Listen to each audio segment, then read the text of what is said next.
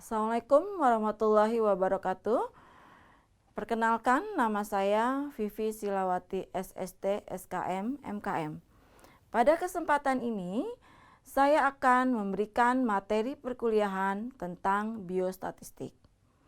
Apakah ibu-ibu semua pernah mendengar kata-kata biostatistik? Ya, tentunya sudah pernah ya, karena waktu D3 kebidanan, sebagian sudah pernah mendapatkan pelajaran tentang biostatistik. Pada kesempatan ini saya akan memberikan materi pertemuan pertama kita yang berjudul Pengantar Statistik Dasar. Kita lihat di sini apa yang dimaksud dengan statistik. Sebelumnya, kita sering mendengar atau mengaitkan statistik dengan data. Ya. Jadi pada abad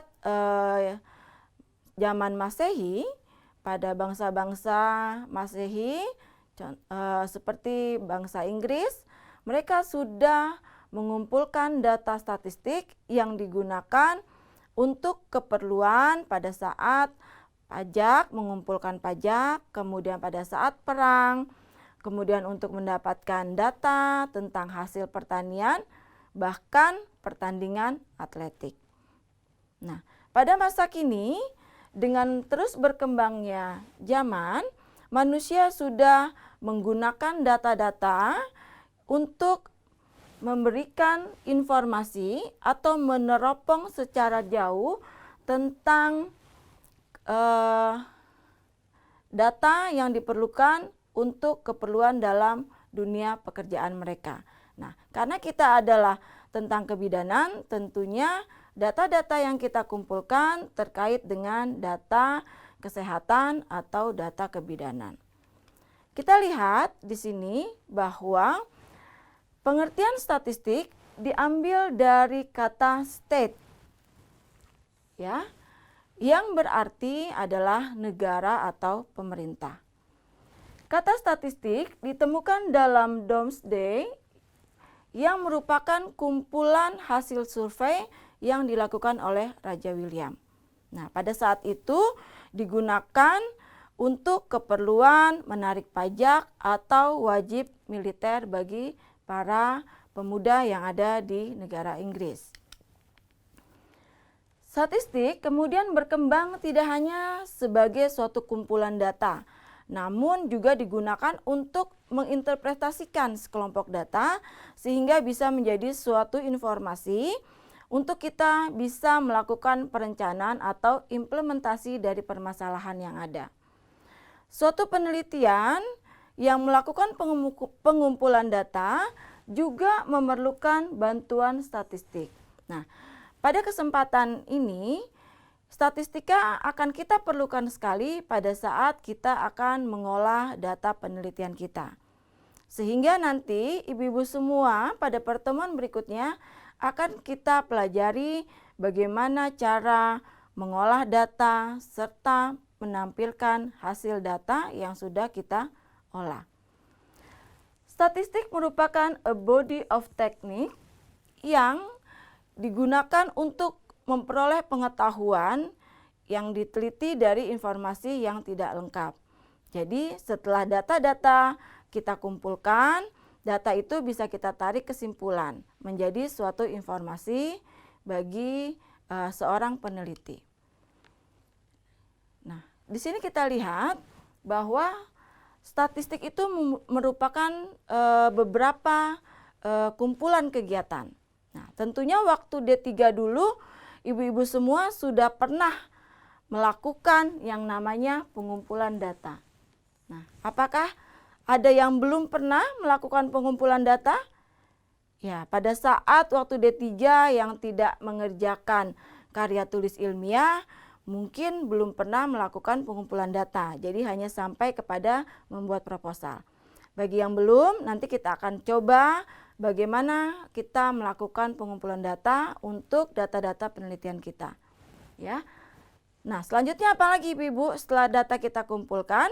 Setelah data kita kumpulkan, kita akan menyusun data. Ya, data itu akan kita kelompokkan dan kita susun untuk selanjutnya akan kita olah. ya. Nah, setelah kita olah, kemudian data itu kita sajikan. Nah, nanti di pertemuan berikutnya kita akan mempelajari bagaimana cara kita membuat penyajian data. Selanjutnya, setelah data tersebut kita buat dalam tampilan penyajian data, ya bisa dalam bentuk tabel, diagram dan sebagainya. Data itu harus kita analisis, ya. Dari hasil yang ada kita analisis dan kita interpretasikan. Nah, jadi dari seluruh kegiatan ini itulah yang namanya statistik, ya. Nah, sekarang kita lihat bahwa kalau kita mempelajari statistik, kita harus melalui beberapa fase, ya. Jadi data yang kita dapatkan bisa berupa data deskriptif atau inferensi, ya. Apa itu deskriptif? Ya, betul. Deskriptif adalah gambaran. Nah, statistik deskriptif ini berkenaan dengan bagaimana pengumpulan data, pengolahan data, dan penyajian data. Ya, di mana kalau kita hanya menggunakan data itu sebagai statistika deskriptif, jadi kita hanya mendapatkan gambaran, artinya apa? Kita tidak menarik atau mengambil kesimpulan daripada data tersebut. Jadi kita contohnya hanya bisa tahu bagaimana jumlah seluruh ibu hamil yang ada di wilayah tertentu. Ya, jadi kita hanya mengetahui gambarannya saja. Data yang kita dapatkan tidak kita tarik kesimpulannya. Nah, sedangkan kalau dia inferensi, ya, di sini kalau inferensi berarti kita melakukan pengolahan data di mana kita menarik kesimpulan dari data tersebut. Jadi kita bisa tahu apakah ada hubungan antara variabel tertentu dengan data yang kita peroleh. Ya, contoh ada hubungan antara berat badan bayi baru lahir dengan status kesehatan ibu, misalnya seperti itu. Atau ada hubungan antara anemia dengan status gizi ibu. Nah, berarti di situ apa? Kita menarik kesimpulan. Itulah yang dimaksud dengan statistik inferensi. Nah, selanjutnya kita lihat lagi, Ibu-ibu. Statistik juga terkait dengan metode ilmiah. Jadi kalau kita melakukan penelitian, kaitannya dengan statistik itu sangat erat. Karena apa? Data penelitian kita itu akan kita olah, ya. Nah, kita lihat di sini metode ilmiah adalah salah satu cara, ya, mencari kebenaran, ya, yang bila ditinjau dari segi penerapannya, resiko untuk keliru itu paling kecil. Ya, jadi kalau kita bicara metode ilmiah, artinya dia terbukti secara ilmiah. Di mana kita katakan ilmiah? Karena di situ kita akan melakukan beberapa langkah-langkah yang bisa membuktikan hipotesis kita atau yang bisa membuktikan dugaan kita terhadap suatu masalah. Nah, contoh misalnya kita lihat lantai itu kotor. Kita katakan kalau lantai kotor itu karena tidak dibersihkan. Nah, di dalam metode ilmiah atau di dalam penelitian kita tidak bisa mengatakan bahwa lantai itu kotor karena tidak dibersihkan. Itu hanya dugaan kita. Tapi dugaan kita itu tidak dibuktikan atau tidak dilakukan secara pembuktiannya dengan sistematis yang dikaitkan dengan literatur yang ada. Nah, bedanya kalau metode ilmiah itu kita membuktikannya harus secara sistematis dengan mengikuti beberapa langkah-langkah yang harus dibuktikan juga dengan literatur yang ada. Nah, apa saja langkah-langkah di dalam metode ilmiah? Yang pertama adalah kita harus mampu merumuskan masalah. Dari seluruh permasalahan yang ada, kita harus bisa merumuskan apa inti daripada permasalahan tersebut. Kemudian harus mencari studi literatur untuk dapat menguatkan kita di dalam kita membahas permasalahan dari data yang akan kita teliti. Nah, selanjutnya apa? Selanjutnya kita harus membuat yang namanya dugaan, ya, atau hipotesis. Nah, kemudian setelah kita membuat dugaan, ya, atau hipotesis, kita juga harus melakukan yang namanya pengumpulan data dan mengolah data. Nah, inti daripada atau peran statistik yaitu mengumpulkan dan mengolah data serta menguji hipotesis atau menjawab daripada pertanyaan penelitian kita. Setelah data kita olah, kemudian data itu kita tarik kesimpulan. Untuk kita mampu melakukan ini semua, kita juga memerlukan yang namanya instrumen, sampel atau responden penelitian kita. Kemudian kita juga harus mengerti sifat data, variabel, dan metode analisis. Ya, jadi rangkaian ini semua merupakan langkah-langkah yang akan kita lakukan dan harus kita ketahui di dalam kita melakukan yang namanya penelitian atau melakukan pengolahan data. Nah, sekarang kita lihat di sini bahwa data itu dibagi menjadi data kualitatif dan kuantitatif. Apakah saudara-saudara semua pernah mendengar apa itu kualitatif? Ya, tentunya sudah tidak asing lagi kata-kata ini. Betul sekali bahwa kualitatif itu adalah data yang dinyatakan dalam bentuk bukan angka. Artinya apa? Data itu dinyatakan dalam bentuk kata-kata. Contohnya, ada jenis pekerjaan, status marital atau biasa kita apakah dia menikah atau tidak menikah, kemudian paritas, ya. Nah, tapi kalau paritas biasanya kalau kita ngomongnya 1, 2, nah itu adalah numerik. Kalau numerik itu masuknya adalah kuantitatif.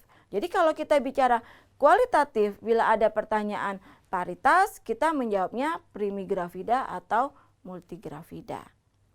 Ya, sampai di sini apakah saudara-saudara semua memahami? Ya, baik. Sudah bagus semua ya, karena sudah tahu apa itu kualitatif. Nah, sekarang kita lihat apa itu kuantitatif. Tadi saya katakan bahwa kuantitatif itu data yang dinyatakan dalam bentuk angka atau numerik. Sedangkan kalau kualitatif adalah kategorik. Ya. Nah, kalau kuantitatif dia adalah numerik, ya. Artinya data kita itu berbentuk angka. Contoh, lama bekerja. Kalau ditanya lama bekerja, jawabannya adalah 1 tahun, 2 tahun. Ya, jadi jawabannya berupa angka. Sekarang kita lihat di sini, saudara, bahwa data kalau kita lihat jenisnya, ya, kita bedakan menjadi kualitatif dan kuantitatif. Kalau kualitatif, biasanya data yang kita peroleh itu adalah bentuknya nominal atau ordinal. Nah, pernah mendengar apa itu nominal? Ya, pasti sudah ya, semua sudah pernah tahu dan mempelajari apa sih yang dimaksud dengan nominal, ordinal, interval maupun rasio. Nanti kita akan bahas satu-satu. Nah, jadi kalau data kualitatif dia masuknya adalah nominal dan ordinal karena dia bersifat kategorik.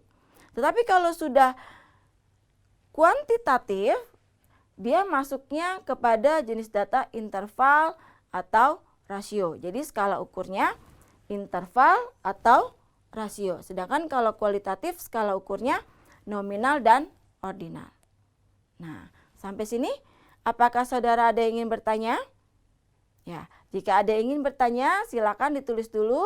Nanti kita akan membahasnya pada saat pertemuan onsite ya atau tatap muka langsung dengan saya. Nah, sekarang kita lihat kembali slide berikutnya. Tadi kita sudah bahas bahwa data itu skala ukurnya bisa nominal dan ordinal. Nah, silakan saudara perhatikan bahwa data nominal yaitu data yang diperoleh dengan cara kategorisasi. atau data itu sudah diklasifikasikan atau sudah dikategorikan. Contohnya jenis kelamin, ya. Kita sudah mengkategorikan jenis kelamin itu menjadi perempuan dan laki-laki. Begitu juga dengan jenis pekerjaan. Ada yang guru, ABRI, ya, bidan dan sebagainya. Artinya dia sudah dikelompokkan. Seringkali kita mempunyai variabel umur. Kalau ditanya umur berapa, pasti jawabnya 33 tahun, 2 tahun, 50 tahun. Tapi pada saat kita mengelompokkan menjadi umur beresiko tinggi atau umur beresiko rendah, itu sudah kita kategorikan. Berarti data kita masuk ke dalam data apa? Ya, betul, data kualitatif karena dia bentuknya bukan angka.